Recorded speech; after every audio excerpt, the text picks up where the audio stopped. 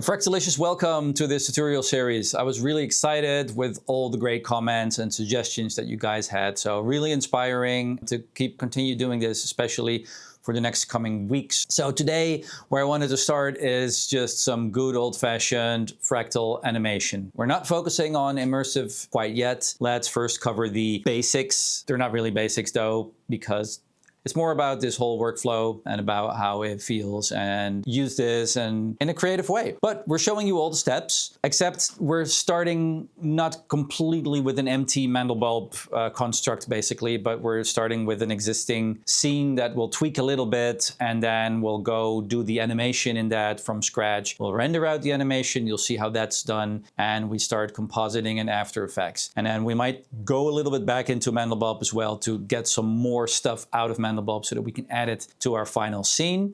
Like I said, it's not immersive, but it's a great start, I think, to sort of get into the flow. So let's fractal zoom right in. Right, so what I'll do is I'll open an existing Giger's wiring loom, and let's have a look what that looks like. So this is what the navigator says. I think this is an interesting looking fractal, and let's just try and do something different with it. It's something I'm playing with at the moment. It's maybe for another VGA pack that I'll sort of have like an Escher and Giger inspired thing. Typing in here 1920 by 1080, standard 16 by 9, and let's just have a render. I really like the fact that they're a bit slanted and that some are going a bit like this and that like that. There's this interesting, it immediately gives this forest thing. And then with these green things over here, is sort of fascinating, isn't it? Now, what creates this? The first slot, a polyfold sim. Polyfold will do some kaleidoscope thing. It'll basically just copy a thing like it's a pie chart, and it'll go. And then the amount of similar kaleidoscopic symmetrical pie charts is basically the number here that's in order, so 14 at this point.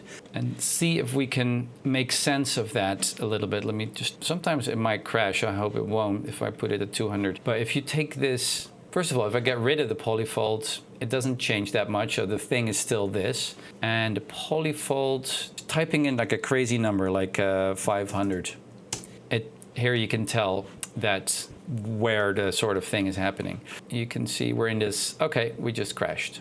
Let me reopen this. No, we didn't crash, we're good. Oh, we did crash, okay. Sometimes that happens.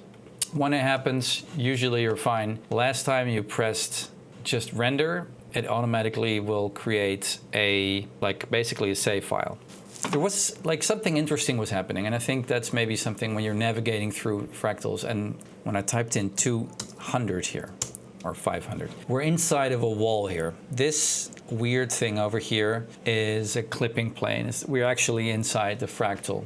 And when you move the camera, we're suddenly in a different position. We're not seeing the same thing. In this case, it's the far plane that we could reconstruct, and we're sort of here again.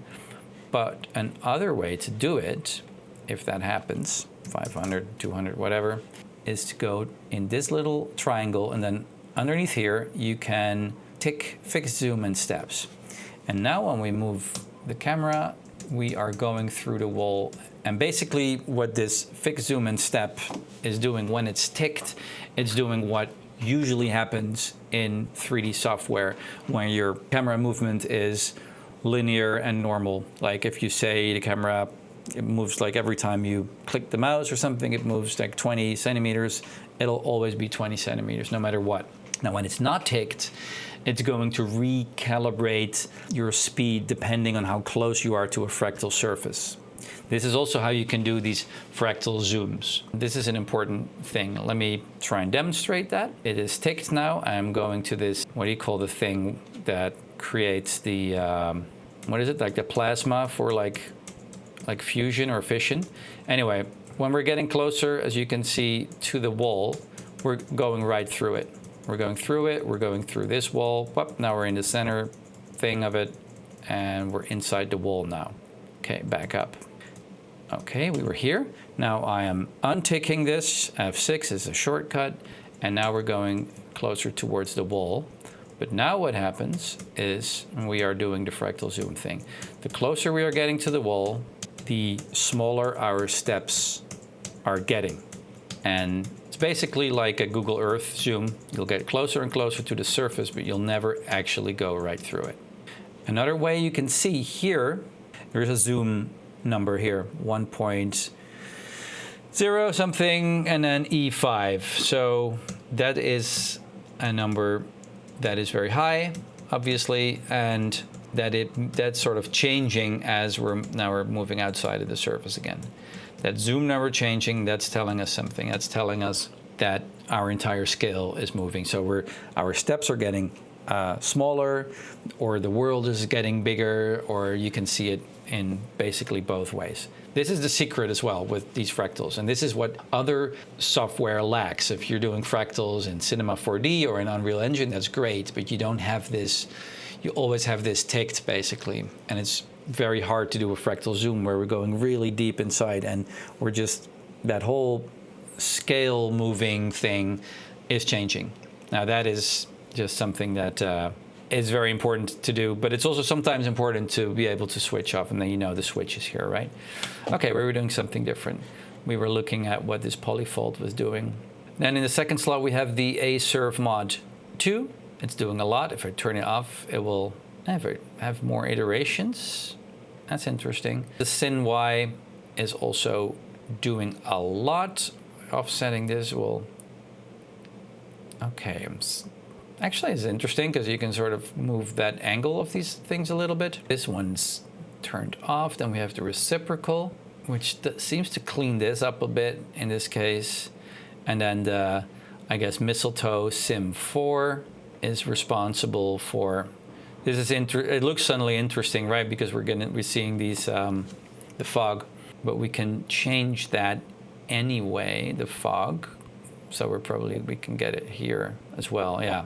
So if we get the fog to 5, we have that same here. It looks like the mistletoe is responsible for especially for these like handles that we see here, referring to these weird things and to basically the sort of the look of it.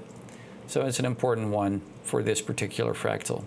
Yeah, so this dynamic fog on iteration, this is where we steer, where it is like, normally it's on 0 and it sort of hugs the surface a little bit like this.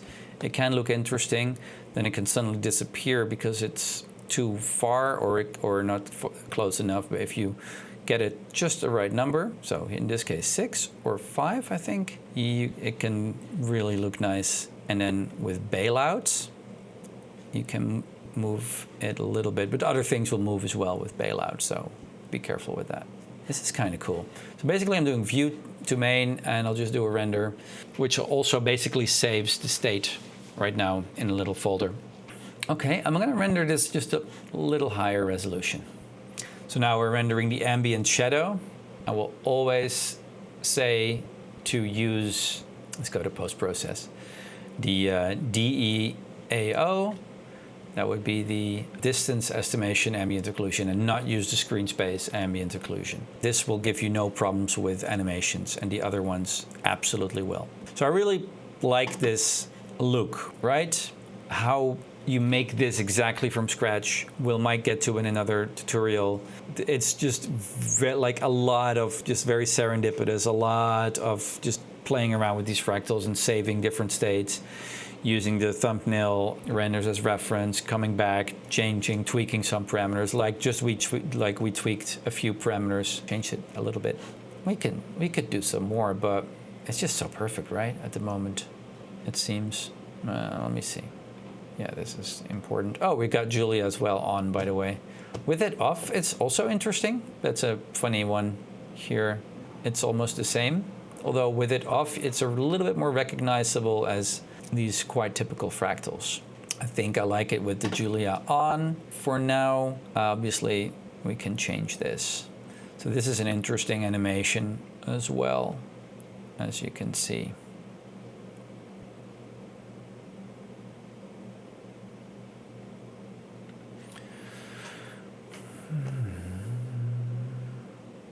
Okay, here we have the handles change a bit on the pillars. Oh, but I'm not sure I liked it more.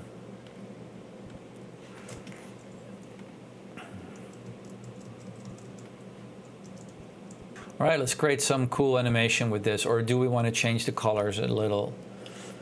Okay, let's change the colors a little bit. All right, I'm gonna render another. So, okay, let's have this maybe a bit higher, maybe a bit more. Okay, and render. What we'll try very rudimentary here is to try and create some realistic looking tones, colors, maybe get some blue daylight, but a bit grayish, maybe get this a little bit like a forest, right? This is maybe the philosophy that we'll go and explore also a little bit more. But when something looks like something a little bit, when a fractal looks like something a little bit, it's sometimes an interesting idea to push it a little bit into that direction. We want the audience to sort of feel like, oh, this is a forest, but then it's completely different. It's a fractal forest. So now we have our main renders. I think let's look at the lighting first. There is a few, so we have an extra light here. That's a point light. You can sort of tell it's sort of doing something on the ceiling. I'm getting rid of it. And then the main light is basically this. We can get rid of it as well. And then what we have left is the ambient and the fog. If I take this off, it's completely black. All right. What we can do is the depth. We can make this a bit, yeah, it's a blue day, gray day, but of course the sky is still blue, right? So don't go like high and, you know, just keep it all very subtle. And then later you can always increase that kind of stuff in After Effects or DaVinci or Photoshop or whatever you like. Okay, let's get this a bit darker. And now we have the fog. So this is not the fog that we're doing. This is the ambient, the depth, and this is basically just a Z buffer layer that can still be interesting. So now let's get the DE fog or dynamic fog, which is something on top of that, right? It's cool, but we should also want to have this a bit. I'm just making these tones, you know, they're never be not exactly the same as the other one, so it's sort of all in the same bluish ranges. You could also try and give this like a warm yellow tint, but I think like it would look nice in one place because it would sort of hint that there is a sun there maybe, but it's too evenly spread out. So I will not do that right now. Okay, so then we have the ambient light. Right now the ambient, wait, does this make any sense? Yeah, it's like turned around. So the bottom is this slot here and then the top is this slot here. The top should be basically the same kind of blue sky, and then the bottom should, if this is a forest, it might sort of reflect this brownish color a little bit. And this needs to go down like that. Or should it be green? Maybe it should be green. Maybe this is actually nicer. And this can go up a bit. Okay, and then the entire thing like that. We had a light. Let's get it down and let's just maybe move it to the side or even the back a little bit. And this can maybe just have a hint of sunlight. All right. And then we need a shadow with that. But I think it's going to be not very bright. That works. And right now the entire thing is just black and white, or sorry, gray. This is the grayscale. There's some green stuff. I think the green would basically be these handles. Is where sort of, yeah, as you can see. But maybe you could also have like some brown wooden tints. Brown is just dark orange. Never ceases to amaze me, but it's true. It's not a different color, it's just dark orange. That's why brown light is not a thing. This is just orange light. Yeah, this sort of, I like this. A little bit more saturated, and maybe that color can go somewhere else as well.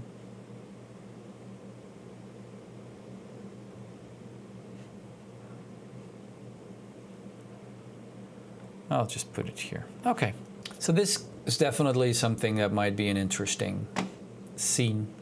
This would need a lot of animations and things.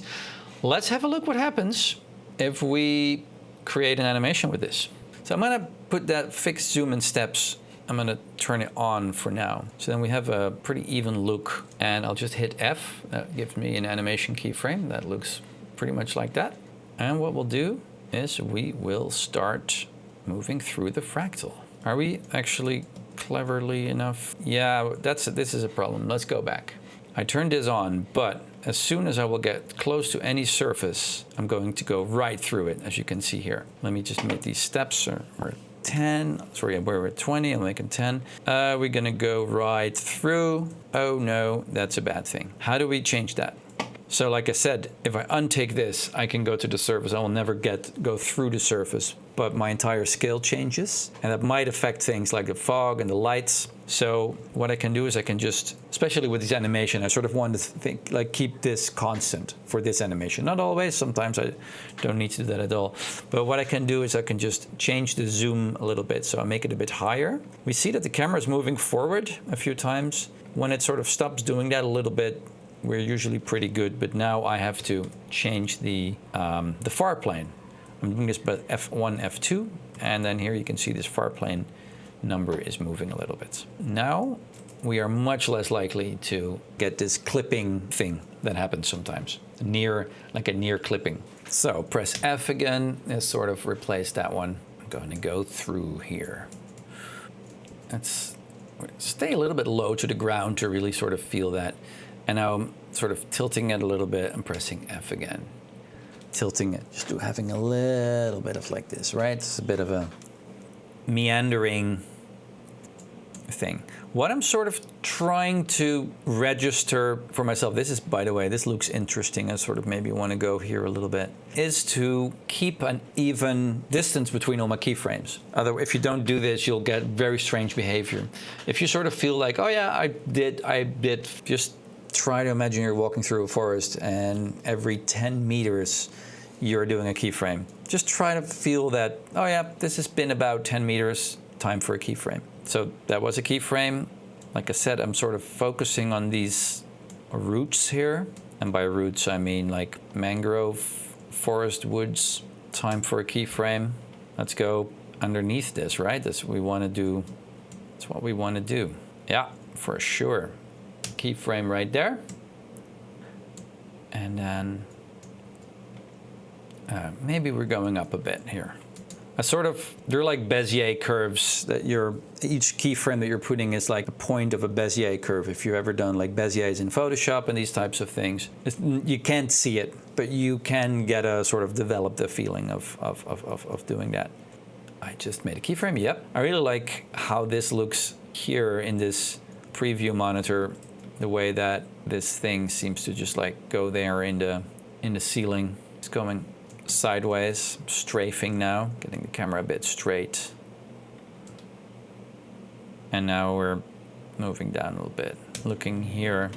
And now let's move closer to this tree trunk and look straight down.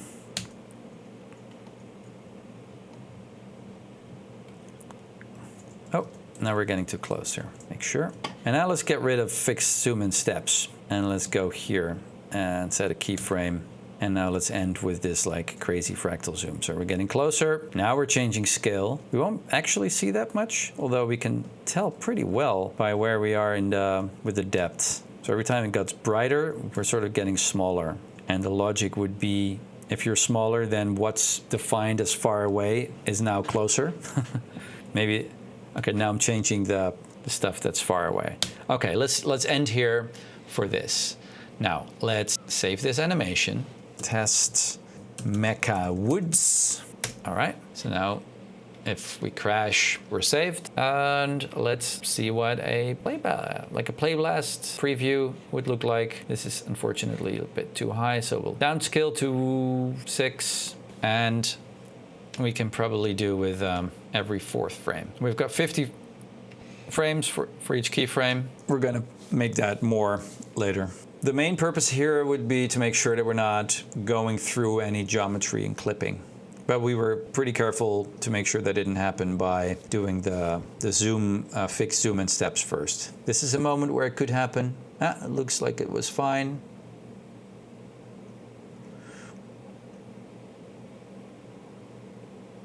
As we're moving around like this, you can see that the light is also moving a little bit. The key light, the main light, it's going to be subtle enough, I think, to be fine. But this is basically because the light is attached to the camera in a way that it's always coming from the side. So if we're moving around, whatever is the side is now something else. Oh, I really like this part. You can sort of, how you can see the root into the tree thing. Yeah, that looks pretty dope, I think. Having everything at fixed zoom in steps in the beginning is going to help as well with things like the Z buffer, which is going to be consistent for those frames where it was. So here we can see what that looks like. And I think that's pretty cool. Okay, let's set this up for a render. Let's just do it, right? Okay, so we want to render this at 3840 by 2160, which is basically 4K. We're doing with anti-aliasing 2. I will not override existing images. This needs to be turned off. Save Z buffer 100%. We're doing PNGs with the Z buffer, making sure this was a quadratic Bezier, which it already was. Now we're checking so this is basically at 3480 and we're having a D stop at 0.8. I want to make sure that you are at 0.8. That is 0.8. That's good. Output folder. I'm going to put this in my network drive, which is mapped as test. What did I call it? Mecha Woods. That's the output folder. And then we're calling this, test Mecha Woods. Yes. Now if I press start rendering animation, then it will. What I'll first do though is I'll open I'm using Splashtop Business, and there's one machine is offline, but let's open some machines that are hopefully not offline. So this is a remote desktop software that is looking at these other machines. So opening an animation on the other machines that we are at, we open test Mecha Woods and we press render animation. Okay, I actually forgot to put a little bit more keyframes between, but for this one, it's going to be like a fast movement. So it's going to be short, relatively short animation. Here we go. This is rendering. That's great. Okay, then we have this one. Open test Mecha Woods and go. Now this one is rendering frame number 2 because it knows already that frame number 1 is being rendered. Let me show you what that looks like in an Explorer. Test Mecha Woods. Here, that's what that looks like. Frame 1 and frame 2, both are 0 kilobytes because they haven't been rendered yet. But file's been made, so the computer knows, oh, don't render those 2 frames. Someone else is rendering that. 6, 7, 5, right? 5. Yeah, we can also do 1 and 2. Oh, 2 is a bit more of an issue right now. So 5 is not really happy, apparently. Why not? Test Mecha Woods and rendering it is. I don't know what's happening with MB5 though. So 3 and 8, 9 and 11 are in a different physical location. They can render as well, but they cannot render on the same image sequence. So for now we're rendering on 5, 6, 7 and on 1. Sorry, not on 5 yet because that's not liking it. And then here I'll render it on my workstation as well, which is number 4. Start rendering, and there you have it. A network render has started. 4 machines or 5 machines soon. When I've got this one sorted out, I need to manually reboot the machine, and then that will render as well. This is something that you set up and then you do your other things, and the rest of life happens. And a few days from now, we're going to have all the files. And then we can start compositing. But yeah, for you, it's probably going to be just a little zoop. And then we're going to look at that part. For me, I'm going to be chilling, basically. Here we are again. It's the next day. We're about 18 to 19 hours later. So it's not even been a full day, and the renders have all been rendered. Let's have a look. I haven't seen it yet. I've done really nothing on these machines except for the one computer. The 5th computer in the farm it needed a manual reboot, and then it was also rendering. So the machines that have been rendering are 1, 4, 5, 6, and 7. That is 5 machines, right? And then, like I said, less than 20 hours, and we are talking about 4K render, but basically 8K internal. When you do with the anti-aliasing, you're rendering 4K, but actually internally it's rendering an 8K image and reducing it to 4K. Now, if you don't need 4K, if 2K or Full HD is good enough for you, then you can cut that render time in 4. So then on one computer, you should be able to render these 700 frames that this animation was in a little bit more than 24 hours, maybe 30 hours or something like that. So it's really not that bad. Okay, let's fire up After Effects and let's have a look at the renders. All right, let's go new project and let's import these files. So Mandelbulb renders, test, Mecha Woods, and here we are. Quickly go through them. The beauty, the main render, and then we have the ZEP buffer as well. So these are the two things that we've got. Let's have a look at it. And here we go. And we can do a little preview render.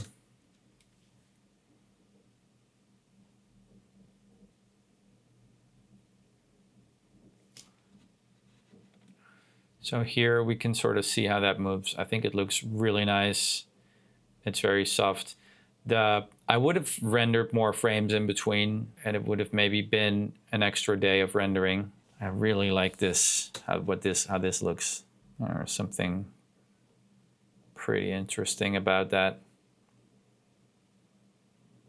So I haven't really maybe talked about this yet, but I'm rendering image sequences. Now, first time I ever did 3D animations last century. And I only know the video format like AVI, I think it was back then. And from 3D Studio Max, you would render directly an AVI file. And if then the render would fail at like 80 or 90%, like everything would be gone. So very quickly, when I was working for visual effects and animation studios, you learn that you never render animation files. So if you're new to that, these types of renders, and this happens everywhere in every VFX house, they're always image sequences. And then only at the final stage, when everything is like done, finished, you will actually create a single file. And this is very annoying when it comes to data management, right? Because you have, instead of one file, you have an entire folder with all these files. Sometimes they're like thousands and thousands of files, but it's very, very good when it comes to network rendering, when it comes to troubleshooting. When the render fails, it just fails for the single frame, and you can just re-render that single frame. Okay, I think this looks great. Do I want to watch the whole thing at some point? But I think the frame buffer won't let me do the whole thing. There's a problem with the memory in this machine. So this is just without any coloring, without anything. And I think it really does look already pretty cool. Now let's see what we can do with just using some layers. We only have one layer at this point. We might want to try and render more things. So first of all, let me get this ZEP buffer in.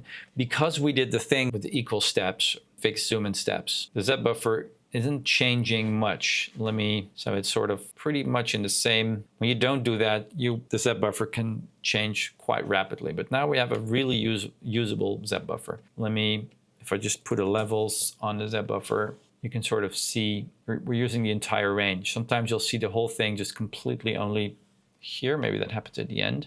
Yeah, like here, maybe sometimes here where you're only using the bright bit, this entire thing is not being used. But when we have the more darker bits here, those will light up. So one thing I usually do, especially with this, let's say, more realistic looking atmosphere, is let's get some fog in there. So diffusion, I call this. I use Magic Bullet. Optical diffusion is the one. As you can see, it's sort of giving me already a little brightness. This is actually, I don't want this blooming effect, actually. I don't understand why it's doing that, because nothing is really peaking here. Okay, let's go highlights only 0. This doesn't really change that. So the only thing that would change it maybe is if I just take down the highlights a bit. Not even. Okay, let's not do that. Let's keep it like this then. It still looks pretty cool. And what we could do is we could sort of simulate having some sort of sunlight on one side. So the light is coming a bit from the right. So let's take a spot exposure. Let's putting it before that, and let's put it here. And then we add some brightness here. And then I want to change. This is where I'm using the trackballs, by the way. With the trackballs, I am able to change this color over there from red to that, or over there. So that's where these trackballs come in handy, is for these coloring things. And then with this, I can reset it. And with this thing, I can change the brightness. Yeah, I want to go into this like warm tones. This is too red, so let's make it a bit more orangey. Here we go. And we do need some added brightness. And maybe we squeeze this down a little bit so it's more like it's just pretty local. Let's have a look at try and do this. Now it looks like it's all like it's everywhere. But now we're taking, it's still, even this looks good, like it looks so cool, right? But obviously if you do this trick too much, it just looks way too crazy. And you can like it looks maybe nice for a still, but with a moving camera, you'll probably see that it's a trick. So we take a track matte. We use the Z buffer as a track matte. Luma, and we invert it. And now what we're doing, we're sort of taking this a little bit. Are we? This is a bit weird to me though. No, it's actually fine. Yeah. So this could possibly look like something is interesting is happening here. There is this like thick atmosphere. I use these a lot. It looks so nice and it looks so, I don't know. I like the soft look of it, right? And the cool thing is, yeah, if we're going here, then it's sort of masked out by this buffer a little bit. So it's only very subtle. So again, what we're doing here with the Z buffer is we are making sure it only shows up in the areas right now that we see are black. So the effect we applied shows up in the black areas, not in the white areas. That is what these two do. This means the Luma matte. So it's looking at the luminosity of the layer that we've selected here. And then this inverts the matte. Otherwise it would apply it where it's white and not apply it where it's black. So that's what you're looking at here. And then when I change this, I'm sort of changing what's defined as like white and what's defined as black, and how the gamma or fall off is in between. And if I then look at this, you can see how that sort of, now it's only far away and we're sort of pulling the mist in here,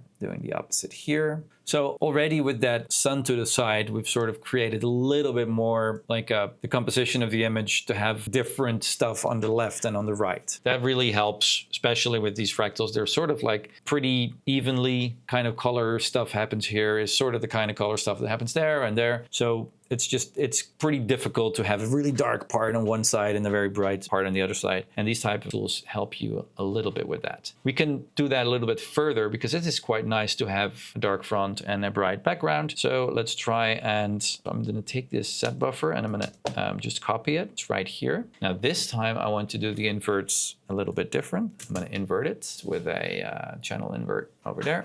And now the level does this, and here, and I can take this and I will multiply it. And now if we're looking at what that does, it's pretty dramatic right now, but we can really darken the front with this, and we can brighten the background if we want. This is reacting a bit different than I would expect, but that makes sense. We don't have, okay. We're good. So this is quite dramatic to have this foreground being dark. I think that can look cool, but then we can like dial down the entire effect. So this is 0, this is 100, and maybe we should be around, let's go here. I like it. Do it a bit dramatic.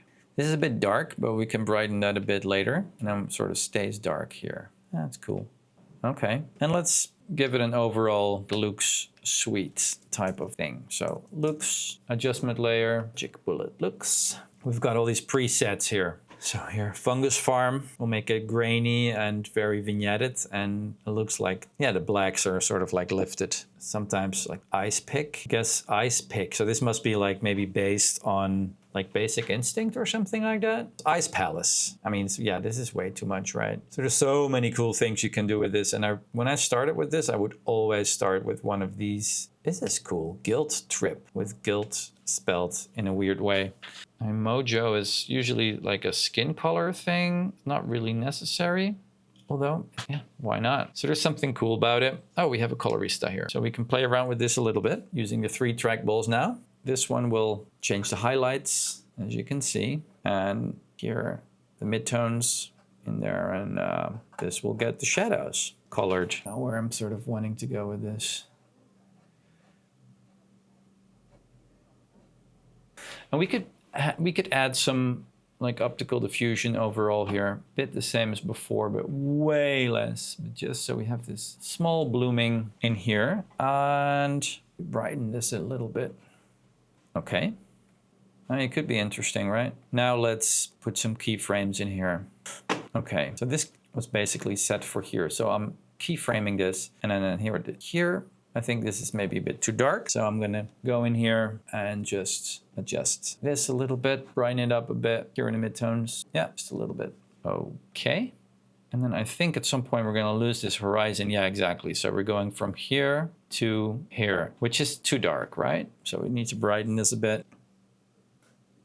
Okay, so as we brighten this, I see that we also become a bit too green. Let's see what we can do about that. Going a bit here.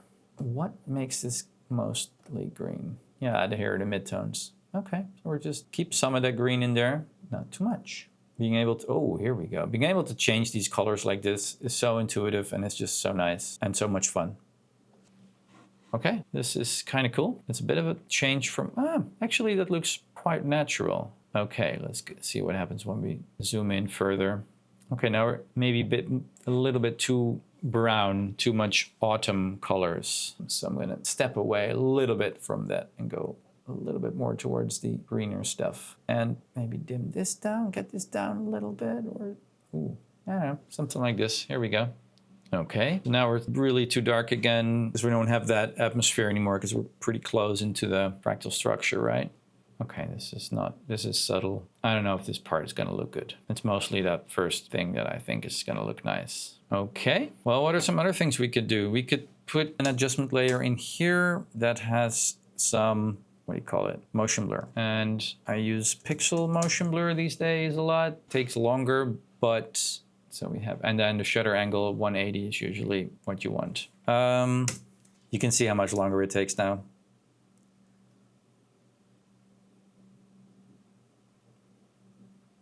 Yeah, I'm just gonna skip the motion blur for now, and let's do a little render.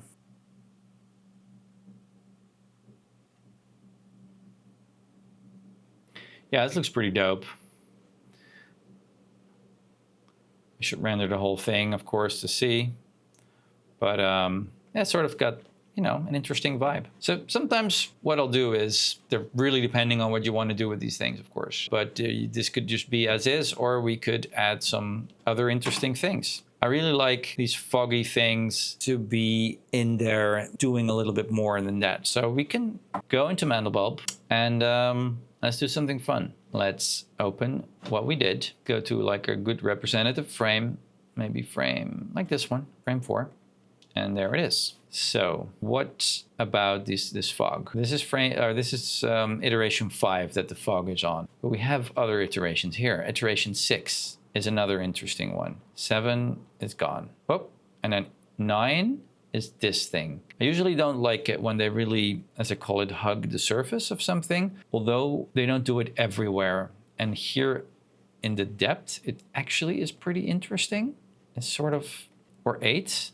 Wait, 7 is gone. Okay, 6 we're here. I think, let's just do 6. This is going to be, oh yeah, I've got this, yeah, I've got an idea, maybe.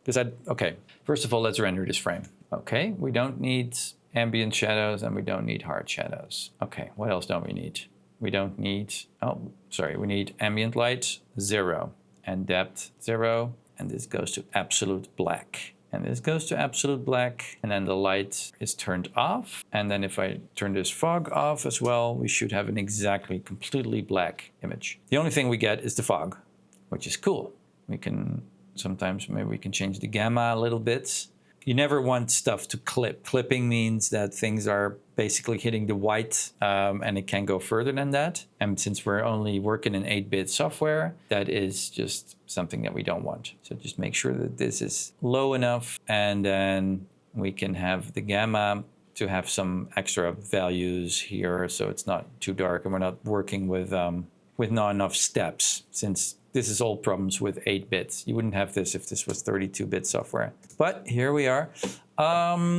So how do what I have here now apply to the whole thing? Wait, I don't want to do that. I want to just in here. And then I want to change this to 6. Or was it 7? No, it's 6. I really like how it flows in the troughs here, like this. But I'm not going to like it there in the background. It's going to mess up that atmosphere stuff that we have. But here it would look really good.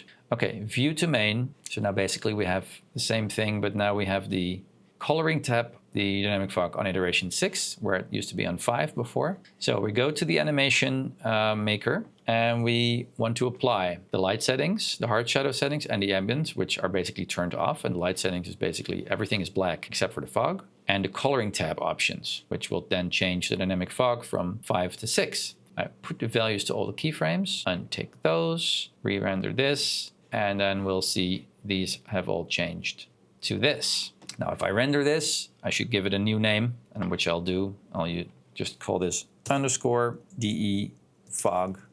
We can render this, and then we have another layer to play with in After Effects, which is great. But I want to try something even a bit more bold, because I said I don't like the stuff happening in the background, and I want to get rid of it. How do I do that? So I want to basically change the far plane to closer, but I want nothing should change. So if I move the far plane up, we're suddenly jumping here. As you can see, I'm just changing the far plane, like it's 18 point, well, let's go to 10, and stuff is already changing. This is something that's quite annoying when that happens. But if I fix zoom in steps, it doesn't happen. Here, it's completely good now. So now I'm at 15, and this is exactly what I want. I want the fog to be here in the foreground, and we're gonna use that layer to do interesting things. This is a bit of a manual thing. I can't do the far plane and apply it to all keyframes. So we're here and we're pressing F. So we've just overwritten this keyframe. The camera's on the exact same location. And if I keep doing this, this should be fine. The animation will then be exactly the same path. Yeah, it really works. Okay, so we're just taking this far plane. It's a little, like this. Yeah, here. Okay, F. Yep, so here, this is kind of where I like it. And F going through it. Bum, F. Here we go. F. That one. This one. That's all right. There you go. Yeah, maybe just here. This one. F. Here, it's probably going to be less useful, although still fun. So this is a layer that we can add it. We can use it as a diffusion mask. So basically, it will sort of feel like steam or something. That works really well, like a chromatic aberration or a chromatic glow. Chromatic is basically when the colors fall apart like a prism. Some really wild things. Okay, F, and yeah, we're actually fine. The last one's fine. Good, this is good. So, a few things. We don't need a Z buffer anymore. We might even render this with anti-aliasing set to 1, which will cut down the render time in 4. Now the render time will already be faster because we're not using shadows and ambient occlusion. And now we've cut it in 4. So this will be done in a matter of hours. Let's render it to the same folder. Let's call it defog as we did. We're overriding that, yes. And let's just fire up some machines here. 5, 6, 7. And now the cool thing is we don't really have to wait for all this to be finished. 7, okay. So animations, open. It's a network drive, right? So all these machines are looking at the same network drive. It's a server. That's why it's what I just saved locally in my machine is, it wasn't local. I saved it to a network drive. All the machines are seeing it up, and this goes fast. Boom, and this one. Okay, so we got 6, 7, 5, and 1. Yeah, exactly. And I won't be rendering locally because we'll be working locally. Okay, go back to the first frame. So wait a little bit and open. Here we go. They are already coming in. Here, first 4 are done. So I'm taking the first and importing it. And now we've got 4 frames. It thinks it's 9 frames because that's the frames that are already being rendered. So here we can see, right now we've got already the first 7 frames are actually rendered. So we can just concentrate on the first 7 frames for now. There we go. So the first 7 frames with just this little fog thing, right? So what can we do with this? Well, we can add it like this. Wait, that's weird. Why is it? Okay, maybe I was a little bit too far, I guess, with these. Maybe take that curves down a bit. Thing is, you can't really tell what's happening here. That's a bit annoying. If I just add it, there's some little bending things happening there, which is not great. So other interesting things we can try. Let's just, is we do another diffusion. This one is, instead of doing that optical diffusion, you can also just do this crazy Gaussian blur. Let's just go a bit nuts here. So the Gaussian blur will have like a huge, I want it to blur almost completely like this. And then we're taking this mask and we're using this layer as a mask. It's still too much there in the background. I want it more in the foreground.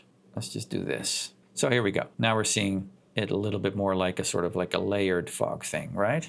Oh, by the way, I can just right click, reload footage on this new thing. And whoop, we've already got more stuff to play with. So as I'm compositing, this layer just keeps coming in. That's great. Like, you don't really feel like you have to wait. You came up with this idea, I need this other layer, and even though it'll probably take a few hours to render the whole thing, and if you have less computers, obviously it will take even longer, but it doesn't matter because we can already start compositing, and then at some point you probably want to get coffee or do something else, do grocery shopping, and then you come back and it's there. So you can definitely see this fog layer much better now. I was really hoping it to feel more even closer to the camera and more in this sort of area over here. But I'm really happy that we didn't render it all the way until the end, because there's already so much fog in the background there that that would have just been hard to do something with. But if we're moving through it, you will be able to see these wisps sort of like coming near the camera. So other fun things we could do with this diffusion layer is, I'm just copying it underneath, and where we have this thing. So this is another plugin from Red Giant, and it's called Chromatic Glow, or from Universe by Maxon. It's adding it here. That's this. Maxon has these Red Giant Complete. Yeah, that's the one. So the glow, the chromatic glow thresholds. This is giving this. I'm not always super happy with it, so we might end up not using it, but it can get that intensity down. If you do it low intensity, it can really feel like there's something cool happening here.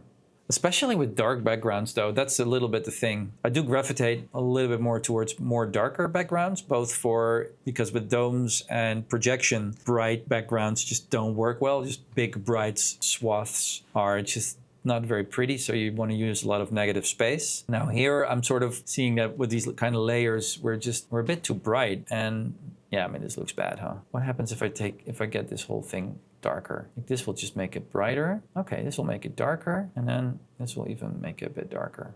It's a little dramatic, but what we could also try and do, so the thresholds here, maybe the intensity a bit higher, but I only want you to be on the floor. So you can sort of try and feather this a little bit to be like this eerie, weird thing on the floor. Kind of like that. Blend with original, right. Or if you do none, you'll just get this, and then, oh, that's weird, right. What's it called? Normal, lighten, I don't know. All right. Okay. I feel like I'm going too far with this. It's a little bit or maybe this shouldn't be the diffusion. Or we should just exposure this a little bit. No. Yeah, negative stuff like this usually works. I mean, it's an interesting look, but it won't be realistic. It'll be very, well, not that this is realistic, right, what we're doing here. Okay, reload this. Boom, we're already here. We've got the first few seconds, we can just watch it. Another something you could do instead of trying to give this the chromatic glow, let's get rid of that layer, and then let's go to the diffusion layer that we had, and instead of putting that huge Gaussian blur there, we can do some chromatic glow on this layer with a low threshold. Let's get this a little bit more like that. Intensity a bit lower. Almost want this to be a bit more like really spread out and chromatic. Let's just go a bit crazy with this, like that. And then we're putting this back. So now we're basically revealing, I think this is actually what I was always supposed to do. We're revealing this crazy chromatic stuff with this layer, with the fog layer, right? So wherever the fog is, wherever this fog is here, it's revealing right now the chromatic stuff. It's not that, but it sort of could be good enough. And then you can probably do other interesting things like on this layer, right? We have called it diffusion now, and it should actually be called chromatic, whatever. And let's put, like, maybe we can also take the split V, turn it around. I like the red here. Okay, let's go with this for now. But this is an interesting thing that we can do with this layer. Okay, let's think of other things we could do. Reload. We can look a bit further. What does it look like here? Okay, what do we got? What is this? Right, this was an interesting, yeah, this is still cool though, to me. I think another thing I tried with these a while ago is it's in the look basically a high pass filter. Looks to get a little bit more sharpness and local contrast instead of global contrast, because we got these large swaths of stuff happening. Basically, this is called clarity here, and we'll just ramp it up to 100%. Here you can see what that does. There's a lot of noise and artifacts, and I just usually don't really mind that much, but you can tell that gives a bit more definition. You don't do this to the entire image, it will look terrible, but you just doing it to a layer or two can actually be really nice. Okay, so now we still have this chromatic stuff happening here.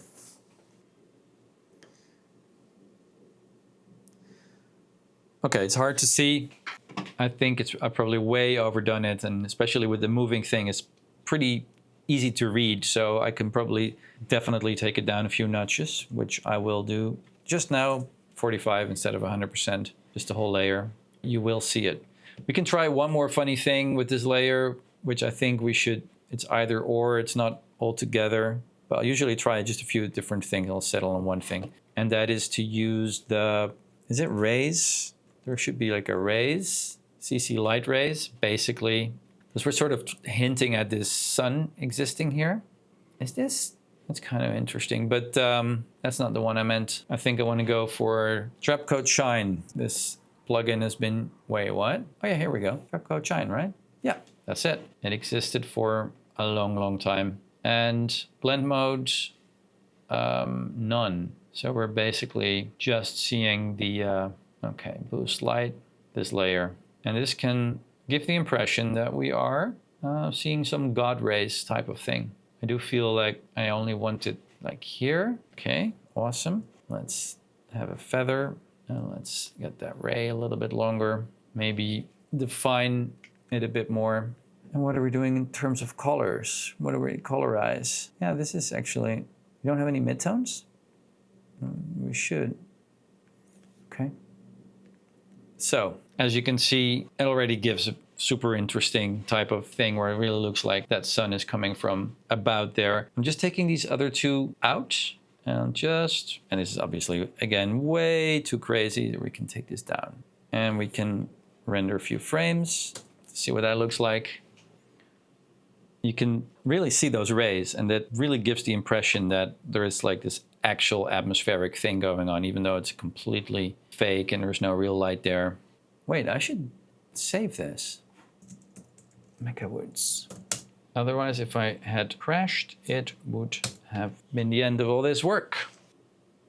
To be honest, there's so much more fun to play with these renders. Like, I'm having so much fun trying all these different things. This is the kind of, you know, usually I'm sort of like maybe worried that it's a bit boring. I think I'm editing this a little bit because otherwise it's just me rambling and looking at the screen and thinking. But yeah, this is just this, like, I think I haven't really applied the rays effect yet to this specific layer. And you can just see how already this creates something realistic and new. It's not photorealistic, but it's photorealistic enough that it would be interesting. So we have this layer. If we want, just taking that opacity down even a bit further. Let's go to 35%. And then we have this effect, which applies some more chromatic stuff. Should we have this underneath it, so the chromatic is a bit affected by it? Why not? Let's try another one.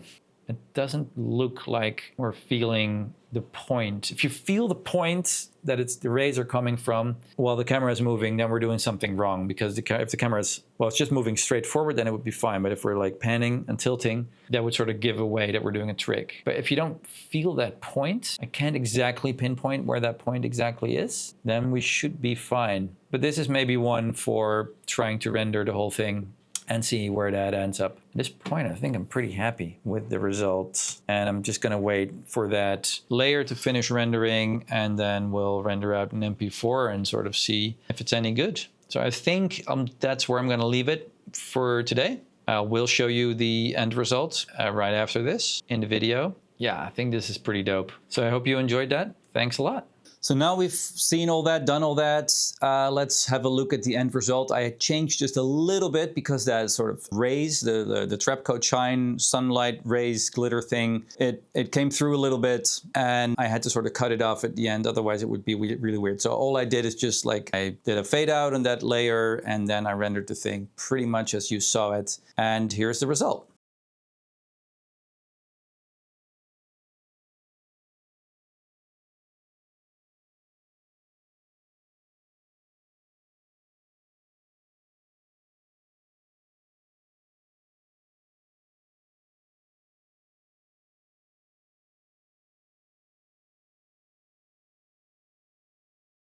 So I really hope you enjoyed that. We're going to do more of these. I'm going to cover more hardware stuff, what the rendering is, what kind of processors we're using.